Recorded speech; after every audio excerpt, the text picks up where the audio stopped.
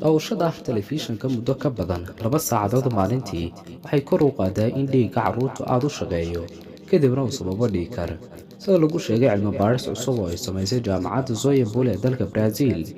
cilmi baadhistu waxay sheegtay in ubadka 2 ilaa 10 sano u dhexeeya ay yihiin kuwa ugu sii khatarta badan dhiig karka haddii ay muddo badan hor fadhiyaan telefishinka ama shaashadda. dhaqdhaqaaq la'aanta waxay kor u qaadaa 50% sida cilmi baadhayaashu ogaadeen in caafimaadku qofku halis galo. daraasadan oo 5221 carruur ah oo 8 dal oo Yurub ah kasoo kala jeeda lagu ogaaday in daawashada badan ee muraayadda telefishinku halis khatar badan ku hayso caafimaadka ubadka.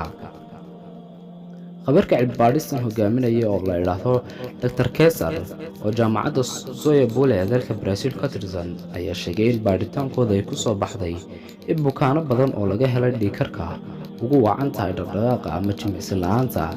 daktarkan waxa uu ka digay in xaaladani aakhirka sababi karto wadna xanuun, tusaale ahaan in daawashada ama jimicsi la'aanta ubadku keento in qaybo badan oo wadnaha soo gaaro dhaawacyo.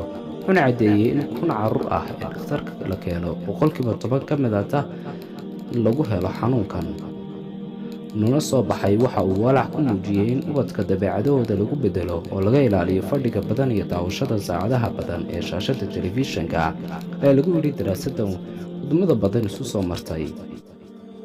intaynu ku eegi doonaa muuqaalkeena ugu dambeyn waalid waxaan kula talinayaa inaad carruurtiina aydan waqti badan u siin daawashada telefishinka. inta muuqaalkan madmadkooda kulmi doono fi amaanillah. wassalaamu calaykum waraxmatullaahi tacaala wabarakaatuh.